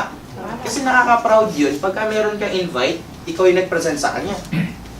Ito yung upline ko, ito yung nagpe-present ng negosyo, tamo, pakinggan mo siya. Ganun. Tama, mali? Tama. Diba? Next, rich people pay themselves first. Pay themselves first, it means kapag kumita ka, huwag mo masyadong, sabihin natin hindi mo naman gagastusin lahat. Kapag kumita ka, let's say, kumita ka ng 100,000, meron ka dun na itatabing pera para gastusin mo para sa sarili mo. Kumaga, oo, may mga paglalaanan na siya, pero magtabi ka para sa luho mo naman. Kasi bakit? Nagpapakahirap ka eh. Nagtatrabaho ka eh. Tapos amalupit, sa iba mo lang lagi nilalagay, hindi mo man lang bigyan ng reward yung sarili mo. Parang ganito, example, kumita ka ng 20,000, mano man lang yung 1,000, bawasan mo, o di pang wensya mo, hindi nakapag-relax ka, pay yourself. Kumaga, you have a time para sa lahat. Kasi hindi tayo robot, na lagi kaya mo kayo gawin na lahat. Siyempre, kailangan mo rin mag-recharge. Tama, mali? Tama. Kung maghahataw ka talaga. Parang ito, sa loob ng 1 linggo, in 7 days, I'm not saying na meron kang isang araw na bakante. Kasi kung meron kang isang araw doon, pwede mo pa rin gawin siguro, sabihin natin, half day ka lang. Pwede pa rin. Basta meron kang araw, kung ikaw naman, libre ka naman, umahataw ka na umahataw, bigyan mo na isang araw yung sarili mo para bigyan mo ng reward. Tama, mali? Tama. Bakit? Para ma-experience mo, yung kinikita mo, ito na pala siya. Oo. Tsaka ito, hindi sa kumbaga sa madaling salita, basta bigyan mo ng reward. Kaya ako, makikita mo man ako na nasa ibang lugar, o nasa may ibang bansa, I just give myself reward. Tapos magsusum tayo, walang problema. Pero I just give myself, we just give ourselves our reward. Kasi bakit? Bagay naman siguro dapat naman namin na mismo di ba? Kailangan na rin naman namin. Nag-text na ba si April na link? Wala pa. Sige. Next one. Rich people improving their earning ability. improving their earning ability. Parang ganito, isang sample. Huwag tayo lumayo, dito na lang sa atin. Di ba kumikita na ako? Pero gusto ko pa rin talaga ma-involve, ma-innovate talaga siya. Para madagdagan pa yung kinikita pa. Para madagdagan. Hindi para mabawasan para madagdagan. I know, para mismo magkaroon ka ng another pumasok pa na pera, kailangan mo talaga sometimes na meron kang maglabas ka ng pera para magbumalik. Your money, kailangan mo siyang i-invest para magbalik pa ng malaking pera. Parang ganito, hindi sa pag-aano, ang tingin, mekanisin natin sa team. Tama, mali. Pero isa siya sa mga kanang kamay ko. Oh, kasi lahat ng mga gagawin ng buong hits, kasama rin sa pag-ato sa may technology na yan. Oo, maglalabas ako ng pera. Pero sabi ko, kung magkikita man na maraming income yan, walang problema. Habang kumikita siya, hindi kumikita rin naman ako. Vice versa na. Tama, mali. Use technology wisely. Tapos imagine mo, di ba, later, naka-zoom na lang tayo. Nasa Europe ka, nasa Singapore ka, nasa Dubai ka, nasa Qatar ka, nasa China ka, nasa Japan ka, nasa Pilipinas yung isa, nasa probinsya niya. Pwede nasa Mars daw. Oo, di ba? Basta may internet connection. Tapos, di ba, you don't decide your future. You decide your habits and your habits decide your future. Basta change the bad habit into good habits. Alam mo na yun. Hindi ko na kailangan pa ipaliwanag. Lagi mo na lang isipin, pag ang isang activity na ginagawa mo hindi nag-generate ng income, ano mo na siya, unawain mo mabuti bakit hindi nag-generate ng income. Pero pag nag-generate ng income yan, ang gawin mo, ipagpatuloy mo na. Okay ba yun? Yes. Bakit natin ipinagpapatuloy ang HLT? Parang ang laki na improvement. Kasi bakit? Hindi lang yung tao natututo sa opisina. Pati rin sa ganito, mentoring na kasi ito eh. Tama. Tama ba? Yes. Sa palagay mo, HLT, kailangan mo hindi. Kailangan.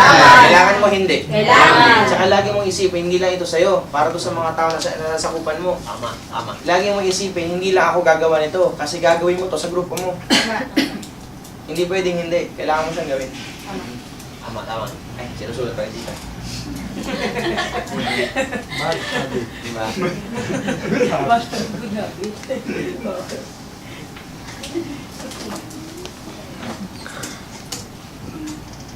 Yan. Actually, ito, ano na to, kumaga na itapik ko na siya na nakaraan pa, pero ako i-suggest ko para sa inyo, yung mga bagay na pinag-usapan natin, sana may natutunan kayo. Yes! Kasi yung ano dito, dadaanan ko na lang, pero hindi ko na masyado papaliwanag. Paano mag-build ng malaking grupo? Dadaanan ko lang to. Siyempre, attitude, andyan. UN relationship attitude, kailangan maging maganda yung attitude mo sa ibang mga tao. Huwag acne, syempre. Be responsible to all your activities and then moves. Huwag acne sa upline, alam mo na yan. Kasi domino effect lang yan. Pag acne ka, acne rin downin mo sa'yo. Set a good example, yun sinabi ko nga kanina. Strict sa leader. Ito mapapansin mo strict to sa mark. Okay lang, kung matututo ka naman eh. Kesa naman sobrang luwag ko, pero di ka matututo, di ka pakikita. Sayang din yun. Tama, mali? Again, hindi po tayo naglalaro. May goal tayo na dapat kunin. Parang paper dance lang siya.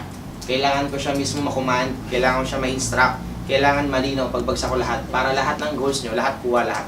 Okay lang ba yun? Yes. Kasi pag nakuha mo goals mo, kuha ko rin goals ko. Pag hindi mo nakuha goals mo, hindi ko makukuha goals ko. Gets mo? Yes. So, pag nag-surrender, syempre, yes, upline. Nag-a-update ka upline. So, ano na yung ATM natin yung at the moment na hits, pinakamalakas. No secret, syempre. Bawal negative. Bawal negative lang talaga dun. No selos, no emo, huwag pabebe, kinig lang. Solution lang. Solution-minded. Sabi mo mga solution-minded. Solution-minded. Solution-minded. Solution-minded. For every time hindrances, may pagsubok, may sitwasyon, may problema sa grupo, kailangan hindi ka part ng problema. Kailangan iniisip mo palagi solusyon. Okay lang ba yun? Yes. Kasi walang perfect na grupo, walang perfect na company. Kung maghahanap ka ng puro mga pangit, may makikita ka talaga. Pero kung iniisip mo puro solusyon, at least kahit paano, natatakpan natin, nagagamot natin, nasa-set aside natin yung mga problema. Ang goal natin, mapalaki buong grupo. Okay ba yon? Yes. Pakitapik yung nasa kanan mo, sabihin mo, Hoy! Hoy! Maging solution-minded ka. Solution-minded. Yan. So, set ang agreement sa group. So, leaders, respect isa't isa, lalo sa mga grand upline. Alam mo na yun, just to show respect. Tono, dapat lahat ayusin ang relationship sa grupo. May choice gumawa ng tama. Pag may dapat i-correct, be private mention. Okay? Pride, ibaba para sa grupo. Pag downline na negative, upline ang kakampi lang. So, kakampi lagi. So, syempre, kailangan mo siya, i-comfort. At the same time, sabihan mo kung ano yung mga bagay pa na kulang pa sa kanya. Dapat, predictable, dapat paiba-iba lang ma-meeting. Parang ganito, natutunan ko kay upline, Coach Ann Batcho, na kailangan pala pag kumakausap ka ng tao, dapat hindi ka nababasa. Kasi pag nababasa ka na, kabisado ko na kagad eh. Kailangan may something new palagi. When it comes to meeting, when it comes to HLT, parang ganito, bago kaya HLT natin, may video. Iba pa yung binagsakunan ngayon. Next month, iba ulit. Hindi pa iba-iba. Para yung mga uma-attend, lagi may inaantabayanan na bago. Tama, mali. Tama. Kaya pagka hindi ka umattend, sayang learnings mo. Sayang. Skills. So, dapat pare-parehas uniform. Kaya, di ba, meron tayo, yung nasa booklet. Di ba? Same latag. Prospecting, inviting, presentation, closing, follow-ups, multiple accounts, FNF. Ando na yun, sa may booklet natin. Yes. Okay? Sino wala pang booklet ng ganun? Taas ang kamay. O, sige, uplines. Sa mga wala pa, na mga bago, ipapotocopy mo lang yon, ibigay mo sa kanila. Again, hindi na karga or hindi na mismo sagot pa ng grand upline yon. Upline na yon mismo. Upline niya na mismo yon. Okay ba yon? Yes. Kasi bakit? Mahalaga yung papel na ganun. Si upline, wala ka nun. Ako bibigay po sa inyo, may nasa kotse naman. And then, duplicate one-on-one. Ituro sistema ng grupo. Guys, yung sistema natin, yun na yun When it comes to mechanism, yung sa computer, Yes. hindi siya defense mechanism. Yan na yung mechanism. Yung sistema ng grupo natin. Uno graph, ABC rule, advice, open mind, closing. Hindi ko na kailangan siya pa dito. Hierarchy dapat. Meetings, important, drop everything. Pag may HLT, pag may meeting, dapat drop everything. May oras ang pag-i-invite, may oras ang ang pag-training, may oras ang pag-mentoring, may oras din ang mismo ang pag-payin. Kailangan lahat ng oras may naka-schedule ka. Pag oras ang training, oras ang training. Okay ba 'yon? Yes. So, wag nang magtanong kung may meeting, automatic na 'yun. Yes. Alam mo na 'yun. Tuesday, Spartacus training na 'yun. Friday, na 'yun? Saviors training na 'yun. Sunday pa. Oo. Actually guys, di ba lahat to leaders? Yes. Di ba lahat to leaders? Yes! I have something to tell na alam ko hindi mo naman kailangan syempre mag-react. Sabi ko nga di ba sabi nga natin solution-minded? Yes. Sabi mo nga solution-minded. Solution-minded. Solution-minded. Solution-minded. Wala na po muna tayong Sunday training. Ang hits. Kasi ang company is nag-a-adjust regarding sa consumption ng kuryente. Ang upa kasi natin sa may West Insula is 500,000 upa pa lang. Alam mo kung magkano kuryente natin? Sabi mo sa akin magkano? Magkano? Magkano? Sabi mo sa akin magkano? Magkano? Umaabot na pong kalahating milyon din. Kuryente din. Grabe, no?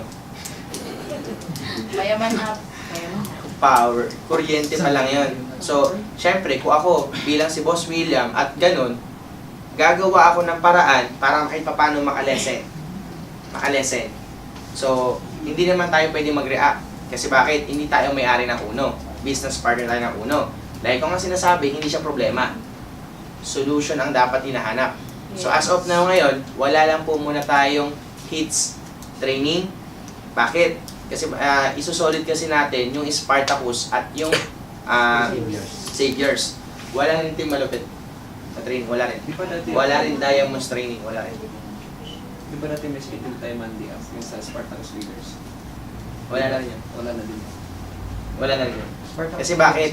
Yung kuryente kasi nililimit muna. Kung titingnan lang kung effective ba yung ginawa. Puro mother group mo na. Puro mga mother group lang. Yung yung Spartacus, halo-halo din yun. Ang Saviors is more on members at saka pendings, mga follow-ups. Ang Spartacus, ang Tuesday, halo-halo na yun. Exclusive for members lang. All invites up. Bawal invites. All groups yun. Room C pa rin. 7 p.m. ng gabi. Syempre, galing from presidente. So, kailangan sumunod muna. Ang laging iniisip namin, hindi namin kailangan mag-react. So, ang iniisip namin, solution lang. Solution-minded dapat. Gusto natin mag-awarding. As of now, kausap ko sila Aprin John Lee, Aprin John Mel, buong generals. Postpone muna lahat ng mga awarding. Walang awarding ang Diamonds, walang awarding ang Spartacus, walang awarding ang Hits, walang awarding Team Malupit. Kung ano man yung mga nag-a-awarding ng grupo, wala muna. Focus muna on, saviors lang. Kasi bakit? Baka magtaka kayo, after yung Mark, paano yun kapag hindi kumita ng 60,000? Pwede pa rin po ba ma-awardan? Oo. Meron isang pangsingit. Meron tinatawag na Contenders Award. Contenders Award, lahat po ng mga kumita ng 25,000 up to 59,000, ang tawag dun, contenders. Pero lahat ng 59,999, piso na lang yun, no? Ano yun, contenders? 25,000 up to 59,999, contenders. Pero yung 60,000 and above, top earner ng buong Saviors. A-awardan ka pa rin. Oo. So, ibig sabihin, sa hits natin ngayon, yung 20,000 natin, dadagdagan tayo ng 5,000. Para 25,000, pasok ka sa contenders. Gets ba yun? Yes. Again, solution-minded ka dapat. Sabi mo nga sa katabi mo, sabihin mo, Hoy! Hoy! Solution-minded ka dapat. Solution-minded. Again, hindi siya problema. Kasi kung naiisip ko lang, yung 7 heads, ina-award din sa hits, ina-award din naman sa saviors. Yung sa, yung 15 heads, ina-award din sa hits, ina-award din sa saviors. Yung NUC, ina-award din sa hits, ina-award din sa may saviors. Yung best director, ina-award din sa hits, ina-award din sa saviors. Sabi ko pa, yung hindi lang ina-award sa saviors, yung mga special awards. O sabihin natin, pwede ko naman i-award yung special award dito eh. Ano yung special award? Every mata tayo nagaganto. Yung award natin like Most Improved Leader, yung top encoding group, at saka yung sa yun. Diba dito nga pwedeng award yun. Yung mga uni-level, magkikredit sa savers, magkakaroon ng uni-level din. Tapos yung top contenders, ayun din. Sa mga kumita ng 25,000 and above, up to 59,999. Piso na lang yun. Question daw. Opisina, ganun na ka. Ganun pa rin. Ganun pa rin ang bukas sa office. Ano yung training lang ginagawa? Ito pa, parang sa amin, pwede naman yan. Sa Sa labas. paper dahil sa labas naman kami. O sa labas, pwede. Sa office. Wala siyang hindi. Sa amin nga, hindi eh. Sa inyo pa kaya. Hindi namin. Kasi ganito, may umaten kasi sa Spartacus na hindi umaten sa Saviors. May umaten sa Hits na hindi umaten sa Saviors. May umaaten sa Team Malupit na hindi umaten sa Saviors. Ngayon ang point ko, isusolid lang natin yung isang araw. Na Saviors ng Friday lang. Para yung tao, nakatuon, every Friday, talagang pupunuin talaga natin yung Great Hall. Kasi bakit? Kung bakit hindi pupunta ibang tao natin, ay, nakaten na ako sa Spartacus eh. Ay, nakaten na ako ng Saviors. Ay, nakaten na ako ng Team Malupit eh. Ay, nakaten na ako sa Hits eh. Ay, nakaten na ako sa Bad Diamonds eh. O diba? Pag Friday, kung kailan yung pinaka-mother group, di mo makaten yung iba. Again, solution-minded dapat. Kasi bakit? Gustong kunin ng ibang grupo yung saviors na slot na Friday. Ayaw namin. Kasi bakit? Good powers namin buong saviors, tapos mismo sasabihin sa amin, konti lang kayo, wait nyo lang. Papakita namin sa'yo, full force namin. Full force, ibig sabihin lahat, pababain talaga ng pababain talaga sa Great Hall talaga. Kasi hindi kami pumapayag na ilipat tayo sa mas malita room. Hindi, mother group ang saviors eh. Kaya sabi ko nga, kung kami, pinaglalaban namin yung buong grupo, ipaglaban mo rin grupo mo. Umakot ka. Kaya pagka mismo nagpapating, nagkagadaling tayo, umakot ka ng maraming tao. Okay ba yan? Yes. Huwag papayagan na kunin ang slot natin na Friday na Great Hall. Yes. Kasi mahalaga para sa buong grupo yun. Hindi pwedeng wala. Yes. Okay ba yun? Yes. Hindi namin siya kaya bilang grand upline, pero kaya ng buong grupo. Tama. Anyway, always keep open for criticize. Oo. Open for correction. Yun nga, sinabi nga namin, di ba? Pag may tao nagko-correct sa'yo, magpasalamat ka. Kasi ibig sabihin, mahal ka nun. Kasi gusto ka niya mag-grow. Matakot ka kung hindi ka nang ginokorek. Open for suggestion, syempre. Goal maging okay lagi. Pag leader, set standard, ready to mold and prepared. Ito na yun. HLT na yun. Ito na yun. Separate meetings ng part-timer. Long-term, solid left and right. This year, build left and right sa mga bago. Next year, X times many. Kapag may invite, yan, invite form, send to team hits. Dun sa sa invite form na. Okay? Yes. Huwag i-down ang invite. Oo. Dapat ramdam niya, kakampi ka niya. May centering dapat sa invite official Jollibee McDo. Huwag mo iilan lang ang nakakausap. Tapos guys, wala na po muna tayong bilog sa gabi. Wala na po muna. Kasi nagrereklamo ang mga taga Phil-Am homes. Yung mga tao dyan, nagrereklamo. Ayaw namin na mag-gaya din katulad dun sa may Ortigas yung nangyari. So again, solution-minded lang muna tayo. Yes. Okay ba yun? Yes. And then, huwag papay na umuwi na maaga yung invite. Pag bago ang downline, motivate lang, enjoy lang, inviting lang, unograph. Ikadi, or lagi mo kasama. Pero kung sa totoo lang, pag may bago ka, just give 2 months. Maximum. 2 months. Matuto or hindi, bitawan mo na siya kahit after 2 months. Kasi bakit? Ituro mo sa kanya in 2 months, paglalatag, pag-i-A, pag-close, pag-i-AB's rule, paglalatag. Basta lahat, ipakita mo sa kanya in 2 months, kasama mo siya. After 2 months, pang 2 months and 1 day niya, try mo na siya, sa kanya mo na mismo. i-A mo invite niya, pero siya na nagkagawa. Bakit? Hindi mo malalaman kung yung tinuro mo sa kanya, gagawin niya or hindi, or natutunan niya o hindi. Kasi kapag ikaw pa rin natuturo, ikaw pa rin gumagawa, wala. Hindi mo siya tinuturuan na maayos. Again, yung kasabihan, wala akong nakitang agila na lumilipad kasama nanay tatay niya. Pinakita ka ba ganun? Wala! Bakit kami ganito? Alam mo naman, wala akong upline. Ang upline ko na nag-invite sa akin, wala. Ang upline ko sa upline John, malayo na yun, strong side pa ako. Ang upline ko sa upline John, malayo na yun, strong side pa ako. Pero bakit ako naging ganito? Kasi nagsumikap ako matuto talaga. Kasi bakit? Gusto ko eh.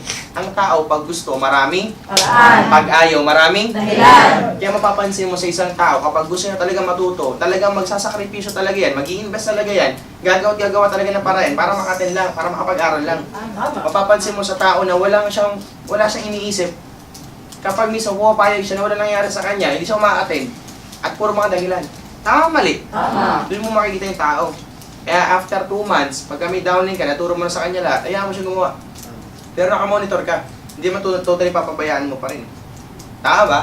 Yes.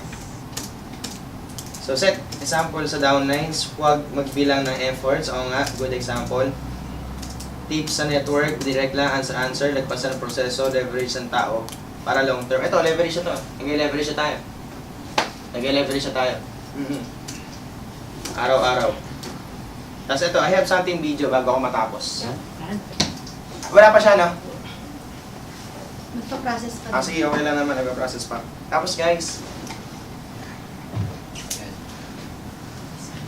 may video dito eh. I want to tell you a story. Are you ready? There was a king, and the king was walking with his minister one day, and in the farm, he saw a farmer along with his family, husband, wife, and son. They were buzzing, so much life in them. Their faces were radiant, they were happy, they were beaming with joy. They were singing. They had so much affection and love for each other. And the king said, man, I have a massive palace and I have everything that one could dream for. And these guys are more happier than me.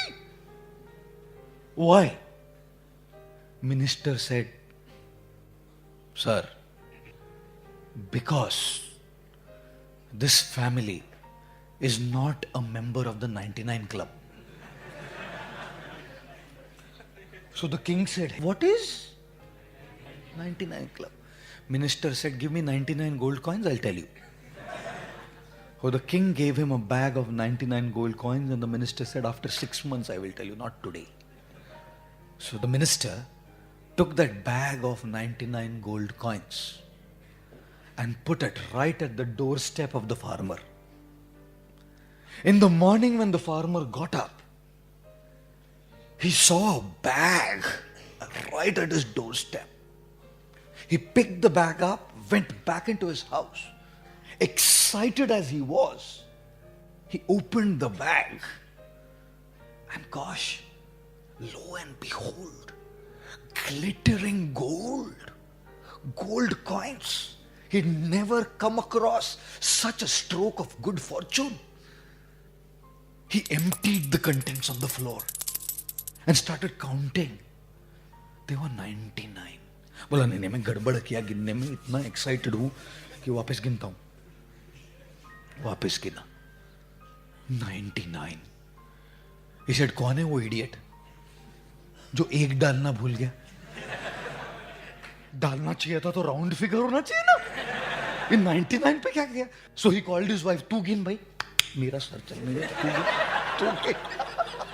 So she counted. बोले नहीं 99. बोले तेरा भी तो ही चल रहा है. He called the son, said गिन. Everyone 99. He said, God, we can't live like this.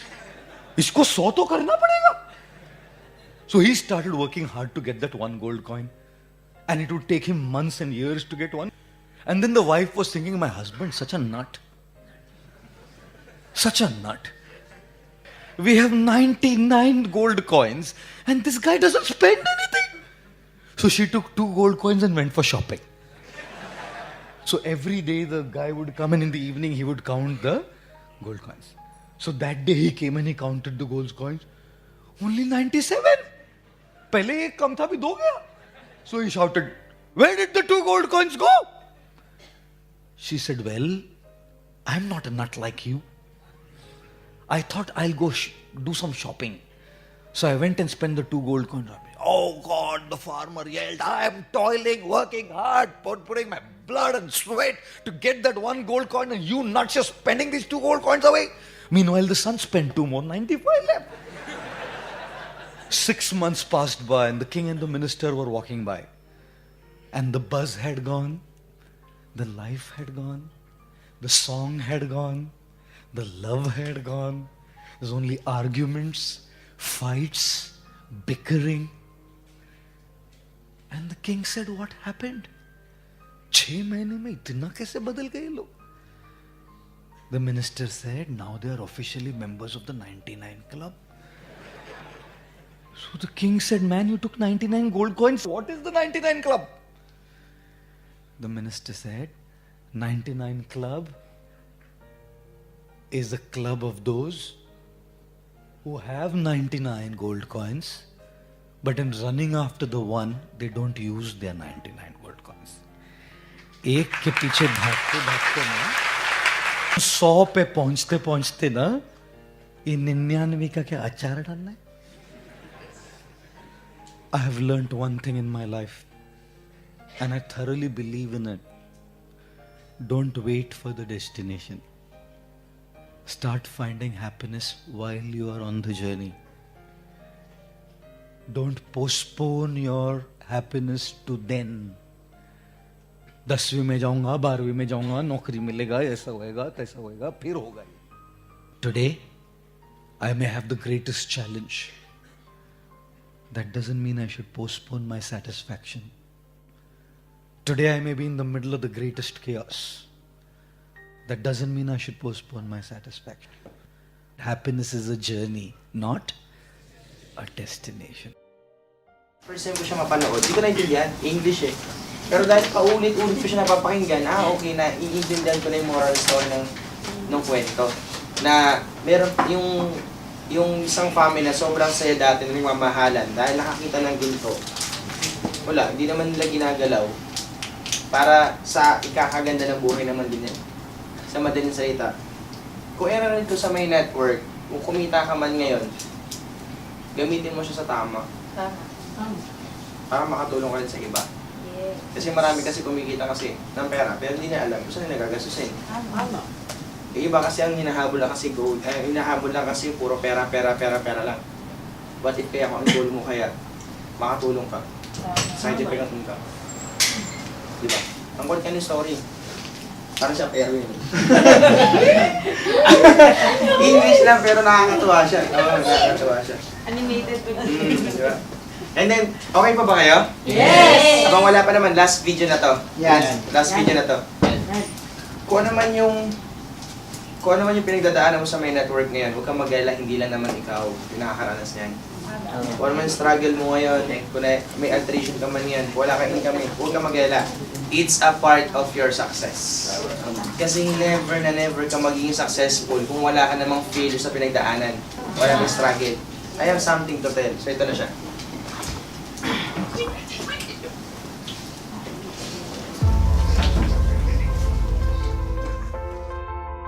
Imagine if you got what you want every time. No struggle, no hard work, no challenges, no hard work required. Some of you are saying that would be great. You would be weak. And then when something hard comes up in your life, you wouldn't know how to handle it because you have never gone through anything that strengthens you. You cannot grow without struggle. You cannot develop strength without resistance, without challenging yourself, without struggle. Pain is your friend. Maybe not in the moment, but for the evolution of your soul, for the long-term benefit of you as a stronger human being, pain is your friend. If you didn't have failures, if you didn't have struggles, if you didn't have disappointment, you could have no strength, no courage, no compassion. How could you? Those qualities are made from your pain and struggle. You are given pain because you are strong enough to handle it. You are given this life because you are strong enough to live it. Because you are strong enough to drive through it, to thrive through it, to inspire others through it. They will look to you and say, he did it, she did it. I have the strength to do it too. You are stronger than you think. You survived all your challenges to this point, and you will survive whatever is coming.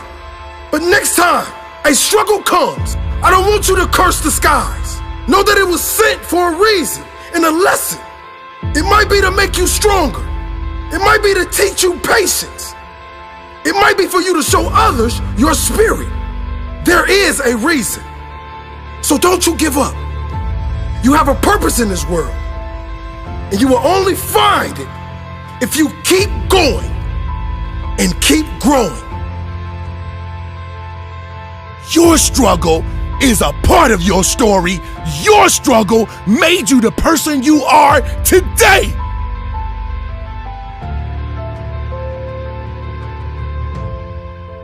Your struggle is your life.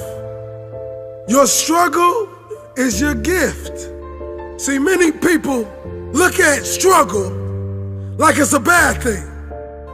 Your struggle will be the gift that the world falls in love with.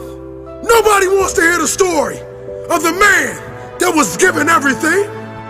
People want to hear the stories of men and women that endured pain and turned their struggles into a gift. Do you want people just to feel sorry for you? Or you want people to look up to you? Do you want to be a legend? Because legends are born in the valley of struggle. Fear is only a fictional movie, but reality is the struggle. Reality is the struggle. So take the struggle and change your reality. Because the whole time you were thinking that your struggle was holding you back, it was really giving you the tools to become one of the greatest. No more second guessing. No more blaming others for the problems you have in your life. It's a new day. This is my one-way ticket to my dreams. Your struggle is your gift. Maraming tao kasi sa may labas eh. Pagka dumarang kasi sa may mga problema, struggle, handle ng problema na yun. Pero hindi nila alam, yun yung mismong way ni Lord para tumibay ka. Sabi nga eh, Ano yung quote doon? Yung sinabi niya? Ano yung quote doon? Apin Ria? Saan? Dito? Paabot nga. Ano mo to? Grabe ka talaga. Eh. Teka na, may na-update ako. Struggle. Sinabi ko yung sa top earner ng ano, Spartacus. Last month. Hindi, ito yung ano, yung sa sinabi ni ano. Your struggle is a part of your story. Karin? Legends are born in the valley of trouble. Ito siya. The hardest battles are given to his strongest soldiers. Kumaga, part of story, struggle. Kung nahihirapan ka man ngayon sa pag-network, ibig sabihin sa proseso ka. Kung hindi ka nahihirapan, ibig sabihin wala kang ginagawa. Yun lang siya. Pero sa akin nahihirapan ka, kasi nag-network ka, pasalamat ka, kasi nakakaranas ka na ganun.